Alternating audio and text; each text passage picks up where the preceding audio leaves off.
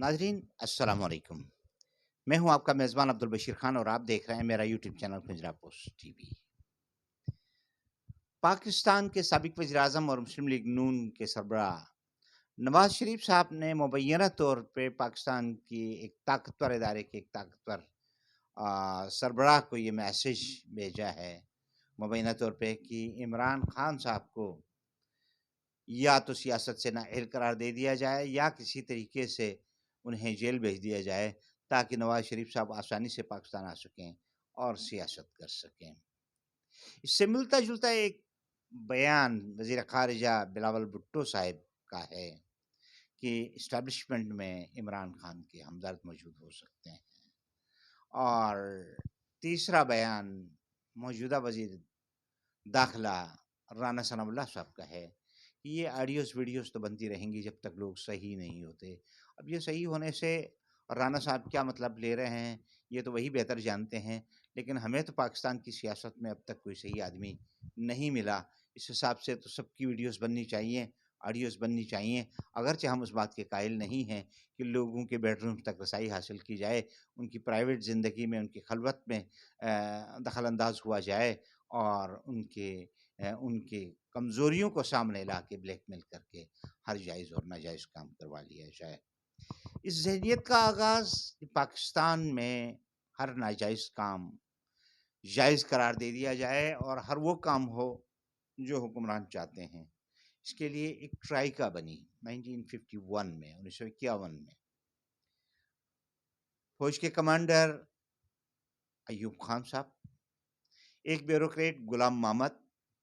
और उस वक़्त के एक जस्टिस मुनीर साहब, अदलिया, फ़ौज और ब्यूरोक्रेसी की स्ट्राइका ने उन सियासतदानों का रास्ता रोकने का फ़ैसला किया जो उसूल परस्ती की बुनियाद पे सियासत करने और ममलिकत को कायद-ए-आज़म रहमतुल्लाह अलैह के नज़रिए के मुताबिक आगे ले जाने के कायल थे। एब्डो का कानून इसी ज़हनियत की अक्कासी करता है, जिसके तहत साहिब किरदार सियासतदानों को एक-एक करके कॉर्नर कर दिया गया और फ़ौजी नर्सरियों में ब्यूरोक्रेसी और जुडिशरी की सरपरस्ती में तैयार किए जाने वाले आर्टिफिशियल लीडरों से काम चलाया जाने लगा। यूँ इन सब ने मिलकर ख्वाजा नाज़िमुद्दीन की एक जायज़ लेजिटिमेट हुकूमत को बरतरफ कर दिया, मुल्क पे कब्ज़ा कर लिया। गुलाम मोहम्मद को गवर्नर जनरल बना दिया गया। अय्यूब खान साहब अफ़वाज के सरबराह होते हुए 4 साल तक 1954 से लेकर 1958 तक वज़ीर दिफ़ा भी रहे। ये खूब तमाशा था कि एक तरफ फ़ौज का कमांडर भी है, दूसरी तरफ सियासतदान भी है। ये सबसे पहली खराबी थी जो पाकिस्तान में दर आई। चूँकि बंगालियों ने सोच समझ के पाकिस्तान को कबूल किया था और बदकिस्मती से जिस खित्ते में आज पाकिस्तान है, खुशकिस्मती से जिस खित्ते में आज पाकिस्तान है, यहाँ के सियासतदान वो थे जिनकी सारी हमदर्दियाँ पाकिस्तान की मुखालिफ क़ुव्वतों को हासिल थीं, इसलिए इन लोगों ने नज़रियाती तौर पर पाकिस्तान को कबूल नहीं किया था। यही वजह है कि यहाँ के वडेरे और जागीरदारों ने एक प्लानिंग के तहत पहले कायद मिल्लत लियाक़त अली ख़ान को शहीद कर दिया और उसके बाद उसके कातिल को भी मार दिया और फिर उसके बाद ये गुलाम मोहम्मद और चौधरी मुनीर और ये अय्यूब खान जैसे लोगों ने मुल्क पर कब्ज़ा कर लिया। हालात की नज़ाकत को देखते हुए वो लोग जो सियासी सूझबूझ रखते थे, उन्होंने उनके खिलाफ मज़ाहमत का रास्ता इख्तियार किया, तो उन्हें रास्ते से हटाने के लिए एब्डो का कानून बन गया, जिसके तहत सियासतदानों पे पाबंदियाँ लग गईं। न सिर्फ ये बल्कि सदारती इंतखाबात बीडी सिस्टम के तहत करवाए गए। उसमें कायद आज़म रहमतुल्लाह अलैह की हमशेरा मदर मिल्लत फ़ातिमा जिन्ना साहिबा अय्यूब खान के मुकाबले में उम्मीदवार थीं। जिन सियासतदानों पे हम गद्दारी के इल्ज़ामात लगा रहे हैं, नवाब खैर बख्श मरी, शेख मुजीबुर रहमान, खान अब्दुल गफ़ार खान, मौलाना सैयद अबुल आला मौदूदी रहमतुल्लाह अलैह, ये वो लोग जिन्होंने मोहतरमा फ़ातिमा जिन्ना की भरपूर हिमायत की, लेकिन एस्टेब्लिशमेंट, अदलिया और फ़ौज के चंद ताले आज़मा जनरलों ने मिलकर मादर मिल्लत को न सिर्फ जाली तरीके से शिकस्त दे दी, बल्कि उन पर हिंदुस्तान کے ایجنٹ ہونے کے الزامات تک لگا دیے گئے۔ وہ پاکستان کی تاریخ میں جمہوری روایات کا قتل پہلا قتل تھا، پاکستان کی تاریخ میں عوامی امنگوں کا پہلا قتل تھا، پاکستان کی تاریخ میں تہذیب اور شائستگی کا قتل تھا، بلیک میلنگ کی فتح تھی، فاطمہ جناح ہار گئیں، ایوب خان جیت گیا، لیکن حقیقی معنوں میں دیکھا جائے تو پاکستان ہار گیا۔ ایوب خان نے جو ایبڈو کا قانون نافذ کیا، اس قانون کے تحت ایک ایک کر کے اہل سیاستدانوں کو کنارے لگا دیا گیا۔ سہروردی صاحب، وہ شخص جس نے پاکستان میں بنگلہ دیش کو یا مشرقی بنگال کو شامل کرنے میں کلیدی کردار ادا کیا تھا، اس آدمی کو ہم نے یہاں سے واپس ہندوستان بھیج دیا، ہندوستان سے واپس آیا، اس کے ساتھ ہم نے جو کچھ کیا وہ ہماری تاریخ کا سیاہ باب ہے۔ ایوب خان نے یہ جو قباحت پاکستان کی سیاست میں داخل کی تھی، اس کو اگر وہ اپنی حد تک رکھتے تو شاید پھر بھی یہ پاکستان سہ جاتا۔ 4 سال غلام محمد کی کابینہ میں رہے اور اس کے بعد 11 سال تک وہ اس ملک کے مارشل ایڈمنسٹریٹر اور صدر کی حیثیت سے سیاہ و سفید کے مالک رہے، اور انہوں نے جس طرح کا رویہ مشرقی پاکستانی سیاستدانوں کے ساتھ رکھا اور جس طرح کا رویہ انہوں نے کراچی کے ساتھ خاص طور پہ رکھا، اس کی وجہ یہ ہے کہ کراچی میں ان مہاجرین کی بڑی تعداد تھی جنہوں نے پاکستان کو سوچ سمجھ کے پاکستان کے لیے قربانیاں دی تھی، جدوجہد کی تھی، اور پھر اس کراچی کے ساتھ جو زیادتیاں ایوب خان کے دور میں ہوئی اور جس طرح کی زیادتیاں ان کے صاحبزادے نے کی، وہ پاکستان کی تاریخ کے المیہ ہیں۔ یہی وہ ٹولہ تھا جنہوں نے انہی روایات کو آگے بڑھایا جو انہیں سوٹ کرتی تھی۔ ایوب خان کی اس کمپین میں فاطمہ جناح کے خلاف اس کے سیکرٹری جنرل، کنونشن لیگ کے سیکرٹری جنرل جو ہیں ذوالفقار علی بھٹو صاحب تھے، اور یہ ان لوگوں میں شامل تھے جنہوں نے فاطمہ جناح کو غدار قرار دیا تھا۔ ایوب خان ہمیں جو 2 تحفے دے کے گئے، ان میں ایک تو بھٹو صاحب تھے، بلکہ اس سے پہلے ایوب خان نے اپنے آپ کو مستحکم کرنے کے لیے اور بنگالیوں کو کارنر کرنے کے لیے، جمہوری اپروچ کو کارنر کے لیے،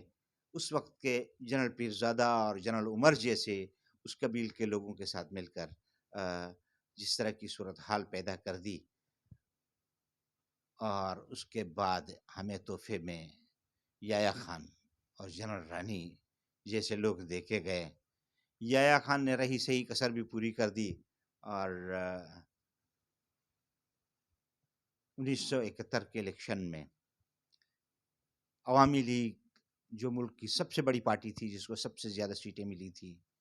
اصولی اعتبار سے اقتدار اس کے حوالے کیا جانا چاہیے تھا، لیکن یہ جو رجیم یہاں پر مسلط ہو چکی تھی، وہ سمجھتے تھے کہ بنگالی ڈیموکریٹک اپروچ کے لوگ ہیں، جمہوری مزاج کے لوگ ہیں،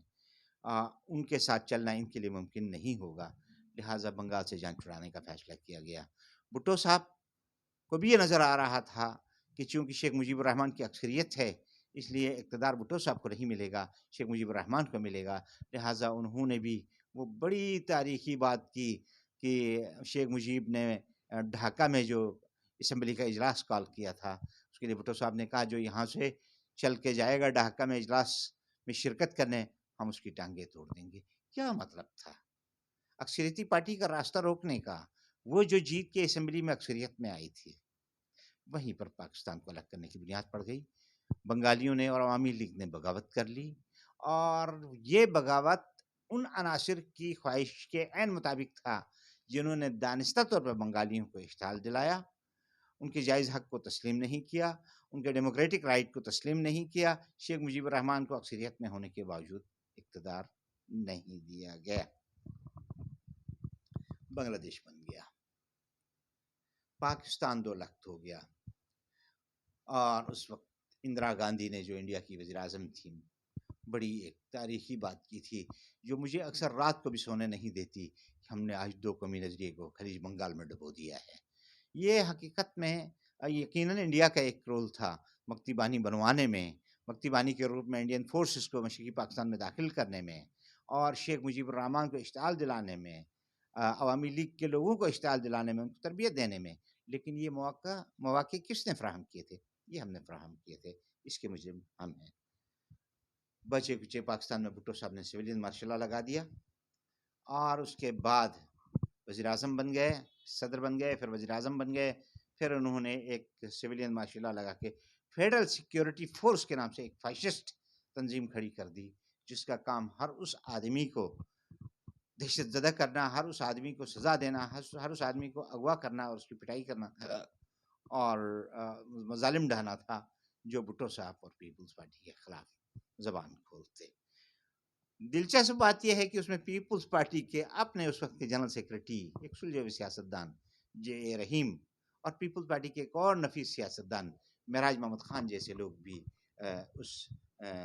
زیادتی سے نہیں بچ سکے. جماعت اسلامی کے اس وقت کے امیر میاں طفیل محمد صاحب جب جیل میں پانی مانگتے تھے وضو کے لیے، تو انہیں لوٹے میں بھر کے پیشاب دے دیا جاتا تھا. یہ بھٹو صاحب کے دور کا وہ فاشزم تھا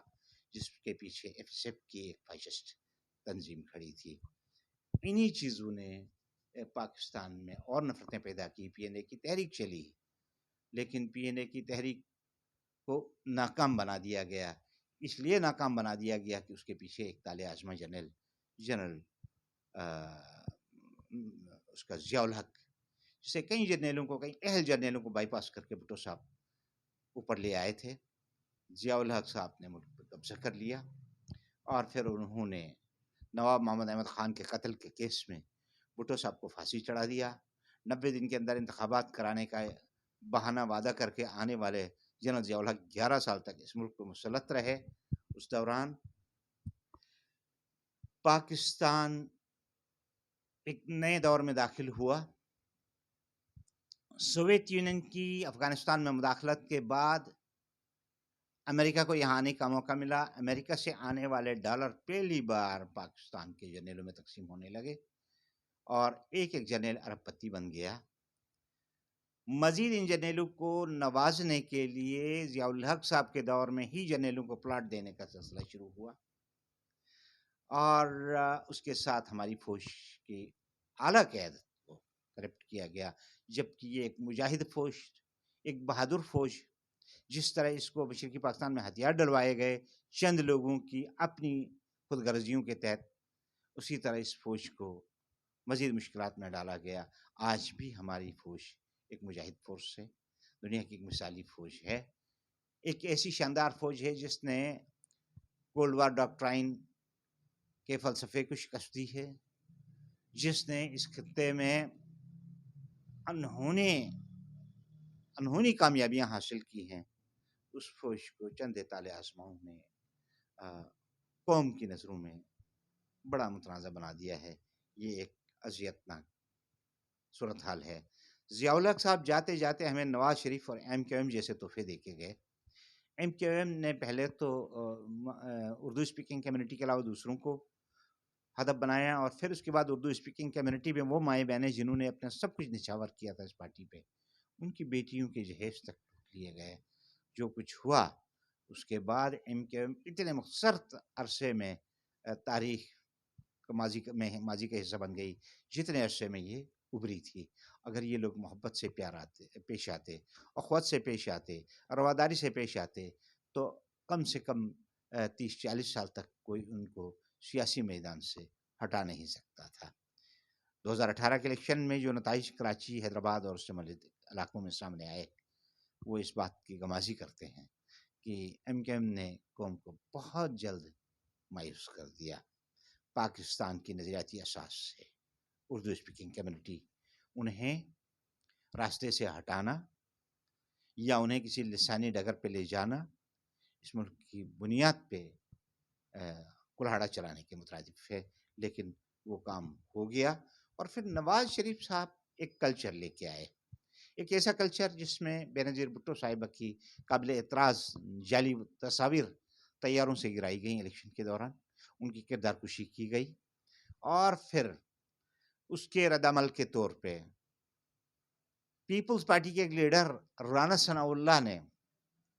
جب مریم نواز صاحبہ کے حوالے سے کچھ اس طرح کی گفتگو کی تو یہ بڑائی اور یہ کریڈٹ بہرحال محترمہ بینظیر بھٹو صاحبہ کو جاتا ہے کہ انہوں نے اس کی نہ صرف مخالفت کی بلکہ رانا ثناء اللہ کو پارٹی سے نکال دیا. لیکن مقام عبرت ہے کہ اسی رانا ثناء اللہ کو نون لیگ نے قبول کر لیا، اور آج وہی رانا ثناء اللہ دھڑلے سے وزیر داخلہ کے طور پر ملک کے سامنے آ کے کہتے ہیں ویڈیوز تو بنیں گی لوگوں کی غلط کام کریں گے، تو اب غلط کام سے ان کا کیا مطلب ہے. یہ تو اپنی جگہ ایک سوالیہ نشان ہے جس کا جواب میرے پاس کم سے کم نہیں ہے. لیکن اس ملک میں ایک نیا کلچر آیا ہے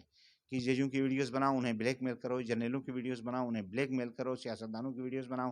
انہیں بلیک میل کرو، اور بیوروکریٹس کی ویڈیوز بناؤ انہیں بلیک میل کرو.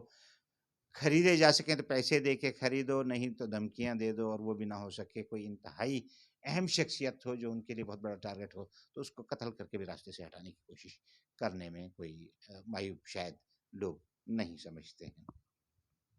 خیر، پیپلز پارٹی اور نون لیگ نے باریاں لگا دی اس ملک میں، لیکن کرپشن کا عمل چلتا رہا. اس دوران جب یہ کرپشن عروج پہ پہنچا، عوام میں بدلی پھیلی، تو مشرف صاحب آئے، اور مشرف صاحب نے ایک بہت بڑا ظلم اس قوم پہ یہ کیا کہ اپنے اقتدار کو دوام دینے کے بدلے میں کرپشن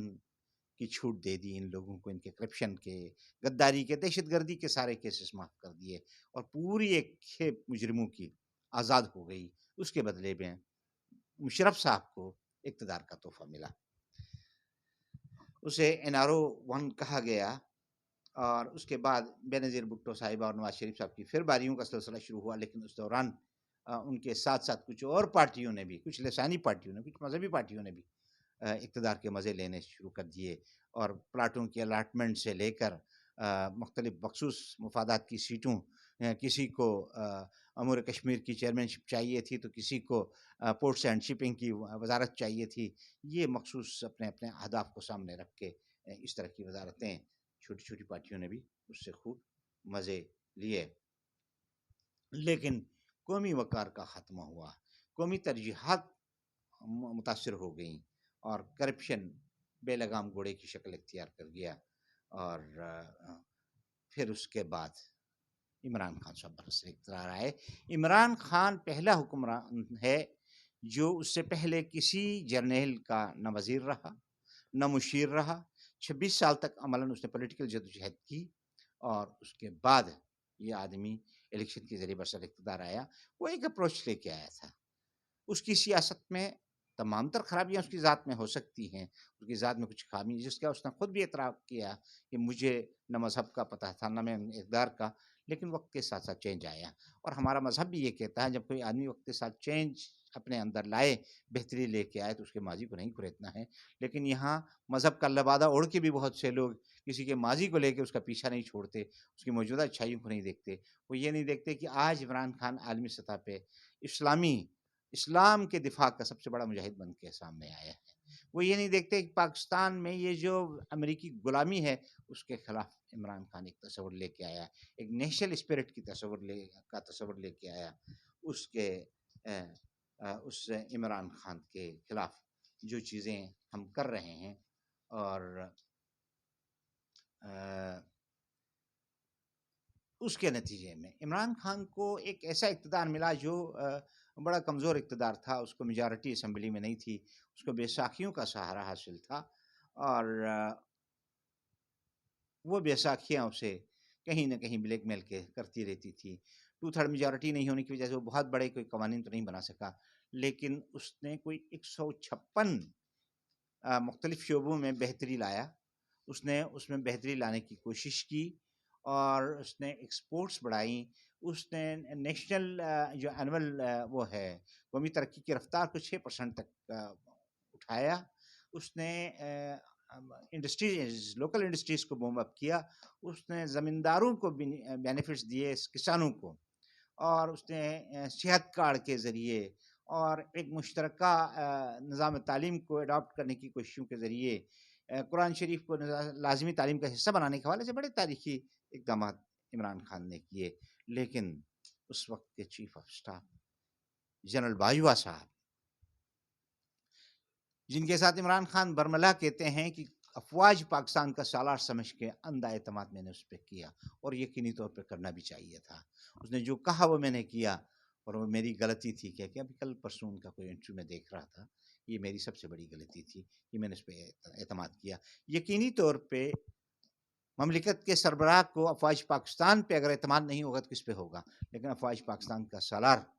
جب یہ کہے کہ کرپشن ہمارا مسئلہ نہیں ہے، آپ فائننس کو بہتر کریں، ارے بھائی کرپشن کو روکے بغیر تو فائننس بہتر ہو ہی نہیں سکتا۔ لیکن اس وقت تو شاید عمران خان صاحب کی سمجھ میں نہیں آئی تھی یہ بات، اب قوم کی سمجھ میں آ گئی کہ باجوہ صاحب کرپشن ہمارا مسئلہ نہیں ہے، اس لیے کہہ رہے تھے کہ انہوں نے 1200 کروڑ روپے کی کرپشن از خود کرنی تھی، ان کے خاندان نے جو کی وہ تو الگ بات ہے۔ مبینہ طور پہ 1200 کروڑ روپے یہ ایک ایسے موقع پہ لے کے گئے جب ملک دیوالیہ پن کی حدوں کو چھو رہا ہے، اور عین اس وقت ہم سے 7 گنا بڑے ملک انڈیا کا چیف آف اسٹاف ریٹائر ہوا ہے، سنا ہے اس کے ٹوٹل وسائل چند لاکھ روپے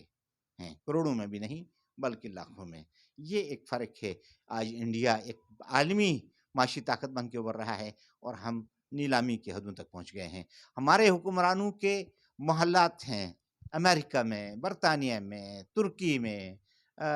دبئی میں، کانس میں سونے کی وہ ہے، سونے کے سنا ہے بڑے بڑے خزانے پڑے ہوئے ہیں، کسی کا سرے محل ہے تو کسی کے لندن کے معروف فلیٹس ہیں۔ یہ سارے ہمارے جو لیڈر صاحبان ہیں وہ اقتدار کے مزے لٹنے یہاں آتے ہیں، اور خزاں کا موسم آتا ہے تو باہر جا کر عیاشی کرتے ہیں۔ انہیں پاکستان سے اتنی زیادہ پرواہ اس لیے نہیں ہے کہ انہوں نے اتنا مال جمع کیا ہے کہ ان کی 10 نسلیں بھی بیٹھ کے آرام سے کھا سکتی ہیں، لیکن حلباً مزید کا جو ایک جذبہ ہے وہ کم ہو کے نہیں دے رہا ہے۔ اپریل 2022 کی اندھیری رات کو عمران خان کی اس سوچ کی بنیاد پہ جس طرح کا ایک کالا فیصلہ آیا، اور جس کے بعد جس طرح کا NRO دے کر ان لوگوں کو اس ملک پر مسلط کیا گیا جن پر کرپشن کے کیسز ثابت تھے، جن کو سزائیں ہونے والی تھیں، نیب میں اربوں روپے ثابت ہو چکے تھے، ان کے نہ صرف کیسز معاف ہو گئے، جو لوگ ضمانتوں پہ تھے وہ حکمران بن گئے۔ NRO 2 دے دیا جنرل باجوہ صاحب نے۔ مشرف صاحب نے اقتدار کے بدلے میں کرپشن معاف کی تھی، باجوہ صاحب نے کرپشن کے بدلے میں کرپشن معاف کی، خود 1200 کروڑ روپے لے گئے، اور ان لوگوں کو 1200 ارب کے چھوٹ دے دی کہ تم بھی کھاؤ ہم بھی کھائیں، امداد باہمی کے اس اصول کو قائم رکھ لیتے ہیں۔ اللہ میرے منہ میں خاک، پاکستان قائم رہے یا نہ رہے، ہمارا یہ لوٹ مار کا عمل جاری رہنا چاہیے۔ اور اس کے پیچھے آج بھی عوام کا خیال یہ ہے، عوام یہ سوچ رہے ہیں، اس کے پیچھے آج بھی فوج کے چند جنرل، اعلیٰ عدلیہ کے چند جج صاحبان، بیوروکریسی کا ایک طاقتور حصہ، اور گیٹ نمبر 6 کی پیداوار سیاستدانوں کا ایک گروپ ہے، جن کے خلاف عوامی سینٹیمنٹ میں بہت زیادہ، عوامی جذبے میں، عوامی غصے میں، عوامی نفرت میں انتہا کا اضافہ ہو رہا ہے، جس کا اندازہ شاید ان لوگوں کو نہیں ہے۔ خیر، جو رجیم برسر اقتدار آئی ان کے دور میں جو سب سے بڑا کام اب تک ہوا ہے، اس میں نیب کے قوانین ختم کر دیے گئے، کرپشن کے کیسز ختم کر دیے گئے، کرپٹ لوگوں کو واپس آنے کے مواقع فراہم کیے گئے، انکوائری کرنے والے افسران اور جو گواہان تھے وہ ہارٹ اٹیک میں مر گئے۔ کرپٹ لوگ نہیں مرے ہارٹ اٹیک میں، مرنا تو ان کو چاہیے تھا، لیکن شاید ہمارے گناہ زیادہ ہیں، تو وہ جو انکوائری کرنے والے افسر تھے ڈاکٹر صاحب وہ، اور ان کے ساتھ ساتھ جو گواہان تھے وہ سارے ہارٹ اٹیک میں اللہ کو پیارے ہو گئے۔ مجرموں کو ہمارے ہاں شاہانہ طور پہ استقبال کیا جا رہا ہے، بالکل ایسے ہی جیسے انڈیا میں ڈالر لے کے آنے والے انویسٹرز کا استقبال ہو رہا ہے۔ ہم ڈاکوؤں، لٹیروں اور مبینہ طور پہ کرپٹ لوگوں کا ویلکم کر رہے ہیں، ان کو استقبال کر رہے ہیں، اور وہ ڈالر لے کے آنے والے سرمایہ کاروں کا استقبال کر رہے ہیں۔ یہی فرق ہوتا ہے کامیابی اور ناکامی کے راستوں میں۔ ناظرین، موجودہ رجیم کے دور میں سچ بولنے والے لوگوں کے ساتھ جو کچھ ہوا، اس میں عمران خان صاحب کے چیف آف سٹاف ایک معروف پروفیسر، اور اس کے ساتھ ساتھ ایک سینیٹر ایوان بالا کے رکن اعظم سواتی کے خلاف جو کچھ ہوا، جس طرح ان کی بلیو پرنٹ فلمیں بن گئیں، جس طرح ان کو کی بلیو پرنٹ فلمیں بن گئی، جس طریقے سے ان کو مارا پیٹا گیا ننگا کر کے. یہ ایک المیہ ہے اور اس المیہ پہ انتہائی افسوس ہی کیا جا سکتا ہے اور کچھ نہیں کہہ سکتے. اس کے ساتھ ساتھ وہ صحافی جو سچ بولتے تھے، محب وطن تھے، ارشد شریف جیسے آدمی کو پاکستان کی زمین تنگ کر دی گئی، اس پہ دبئی تنگ کر دیا گیا اور پھر لے جا کے اسے کینیا میں قتل کر دیا گیا. اچھا، عمران ریاض خان اور دوسرے صحافیوں کے ساتھ جو کچھ اس ملک میں ہوتا رہا، یہ ہماری تاریخ کا، صحافتی تاریخ کا ایک سیاہ باب ہے. یہ آج بھی چیزیں، اگرچہ اب جنرل آصف منیر صاحب کے برسر اقتدار آنے کے بعد وجہ طور پہ یہ توقع کی جا رہی ہے، ایک سید زادہ، ایک حافظ قرآن آیا ہے، تو خدا کرے کہ اس ملک میں یہ جو ایک روایت چلی ہے ججوں، جرنیلوں اور بیوروکریسی کے ساتھ ساتھ کرپٹ سیاست دانوں کے مشترکہ پلیٹ فارم کا، یہ اس کا راستہ رک جانا چاہیے. اگر یہ راستہ نہیں رکا، ہم آج جس مقام پہ کھڑے ہیں، عمران خان جہاں 20 ارب کے لگ بھگ خزانے میں رقم چھوڑ کے گئے تھے، اب وہ 3-3.5 ارب پہ آ گیا ہے، جس میں 7 ارب روپے تو بیرونی ممالک کے رکھے ہوئے، دوسرے ممالک کے، چائنا، سعودی عرب اور متحدہ عرب امارات کی ایک سپورٹیو اماؤنٹ تھی. تو آج عملاً ہم انسٹالمنٹ ڈکلیئر ہو چکے ہیں، بس صرف اعلان کا انتظار ہے. لیکن دوسری طرف ہمارے وزیر خارجہ 8 ماہ کے اندر 2.25 ارب روپے بیرونی دوروں پہ اڑا چکے ہیں. ہم آپ کو بتا چکے ہیں کہ امریکہ کا ہمارا سفارت خانہ بھی نیلام کیا جا رہا ہے، اس کے ساتھ ساتھ روزویلٹ ہوٹل کو بھی نیلام کیا جا رہا ہے، اور اس کے ساتھ ساتھ اب اثاثے بیچے جا رہے ہیں یا مارگیج رکھ کے کام چلایا جا رہا ہے. مجھے نہیں پتا کہ اس رجیم کو کب تک اور کس قیمت پہ ہم اس ملک پہ مسلط رکھیں گے. اس کے مقابلے میں جو آدمی ضمنی انتخابات میں اپنی واضح عوامی سپورٹ دکھا چکا ہے، جس آدمی کو ایک متنازع فیصلے کی بنیاد پہ ہٹا دیا گیا ہے، جس آدمی نے نیشنل